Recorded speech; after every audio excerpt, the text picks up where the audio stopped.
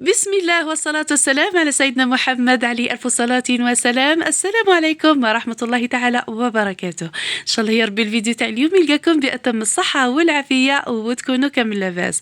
في إطار تحضيراتنا للأعياد والمناسبات اليوم إن شاء الله راح نقترح عليكم حلوى رائعة جدا بذوق النوغا، وكذلك يجي شكلها رائع جدا على شكل الملفي ذات ذوق رائع ومتميز وذوب ذوبان في الفم.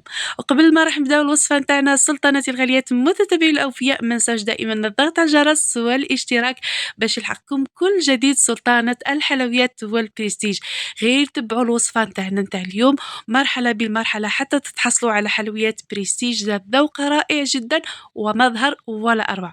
راح نبداو على بركة الله تعالى. طريقة التحضير والمكونات، تبعوا أبدا ما كنتش راح تندموا الوصفات اللي نحط لكم.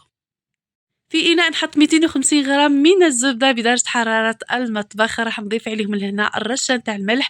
نجيب مصفاة نحط كأس إلا أصبع سكر رطب، ونخلو دائما المكونات الجافة للحصول على حلويات هشة وخفيفة وهايلة بزاف. الآن نضيف ملعقة متوسطة فاني.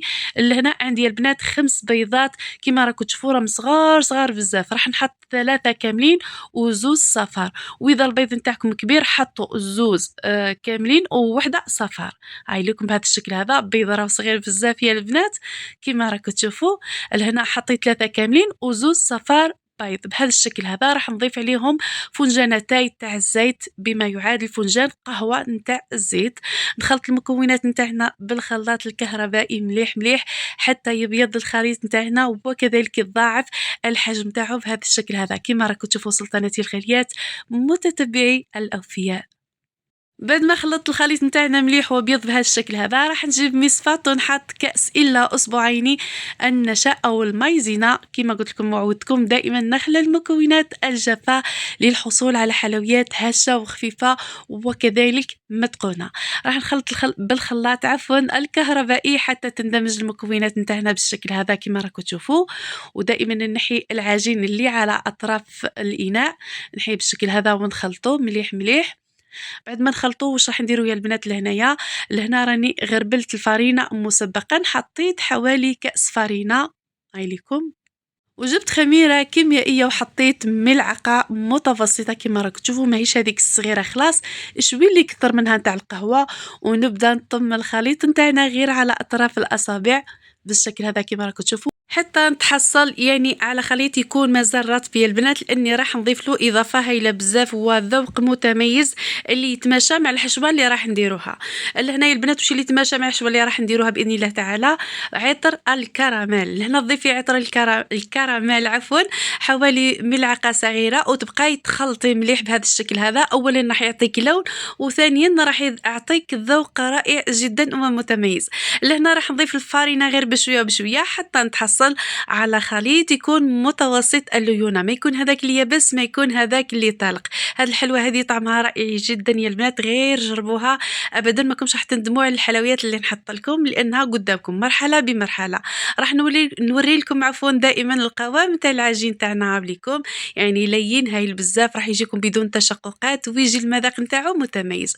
جيبي اي طابع عندك، انا جبت هنا الطابع نتاع المثلث اللي يجي شكله هايل بزاف، وكذلك نغير شوي من الدائري من لوفال. جبت هنا المثلث، جبت لهنا كيس بلاستيكي دائما كما قلت لكم تاع اوراق الديول، ترشيه بشويه فارينه اللي نخلطها يعني مع النشا، ملعقه فارينه مع ملعقه نشا، وتبقاي ترشيهم فوق الكيس البلاستيكي او فوق سطح العمل.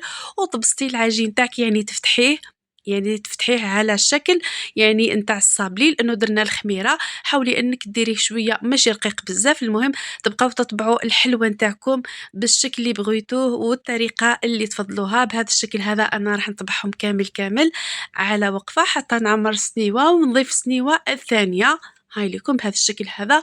لانه هذا الطابع هذا نتاع المثلث تيجي زاكي بزاف يا البنات، يعطيكم كميه ما شاء الله، لانه مش هذاك اللي كبير ومش هذاك اللي صغير، جاء حجمه يعني متوسط وهايل بزاف.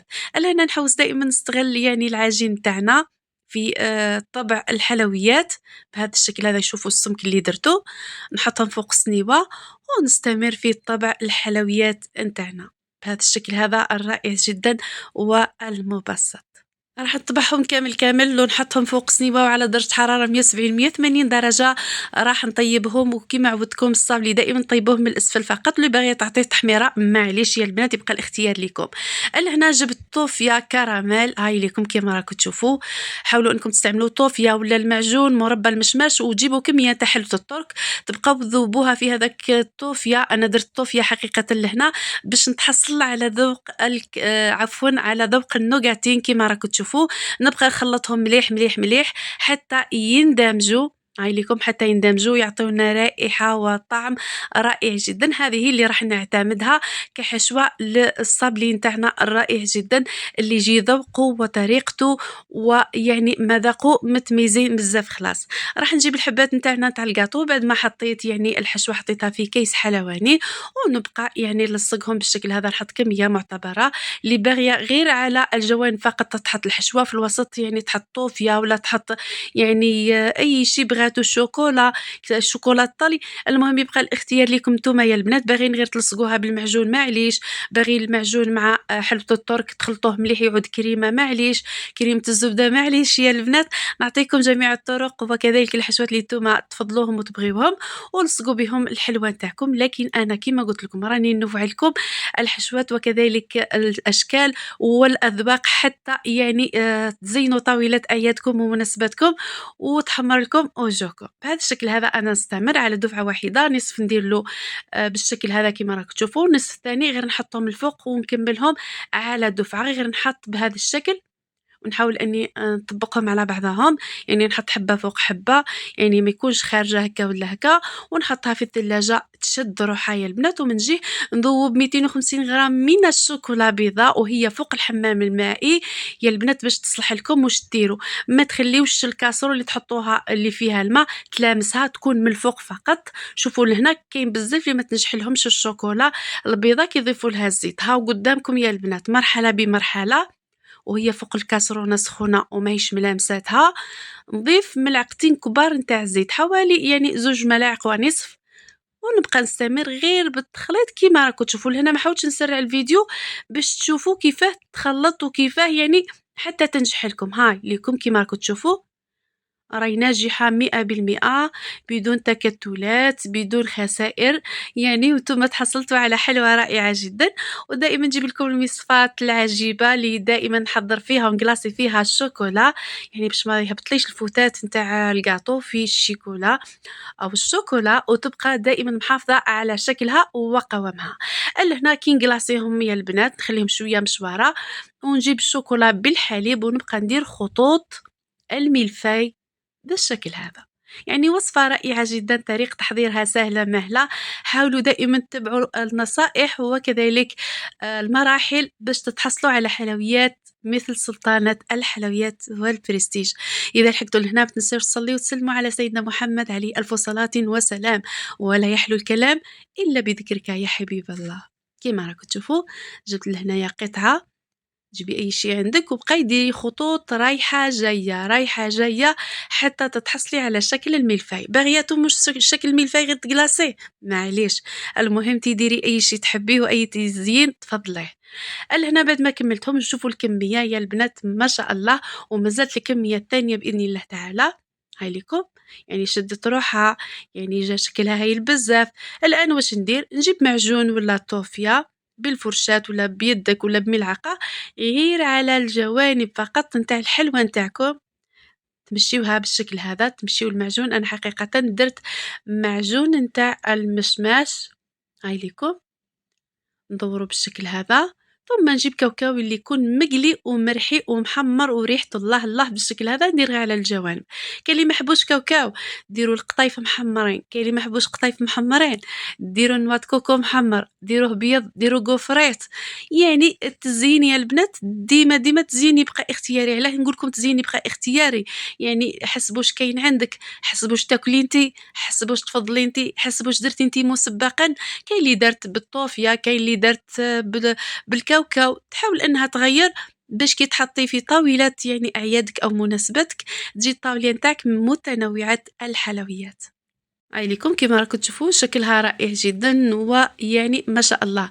لهنا جبت لي كيسات بيضاء على شكل مثلث وجبت هاد الدونتيل الابيض وحطيتهم بالشكل هذا، يعني حتى يعني طريقة التقديم نوريها لكم عفوًا باش تشوفوا جمال الحلويات وإتقانها ما شاء الله. لهنا حاولت إني يعني هاذيك الشوكولا اللي بقات كامل لميتها، وحاولت نكلاصي بها الحبات هاذو تاع الجاتو اللي تشوفوا فيهم اللي جاو على شكل يعني اللون البني. درتهم بالشوكولا هاذيك اللي لميتها كامل، اللي كانت في كيس بلاستيكي، حاولت ذوّبتها مع البيضة اللي بقات لي، وتحصلت على هذاك اللون. درت لهم لهنايا الورق الذهبي، يعني قادر كي تجيو تاكلوها تنحيو الورق الذهبي، قادرين ديروه ما ديروهش يبقى الاختيار ليكم نتوما. شوفوا هادو اللي بني كيفاش يعني درت لهم الملمع الذهبي، جاو هايلين بزاف يعني ما شاء الله. دائمًا نحوس لكم الحلويات الرائعة يعني والمتميزة. نتمنى تعجبكم. في الآخر نقول لكم السلام عليكم ورحمة الله تعالى وبركاته.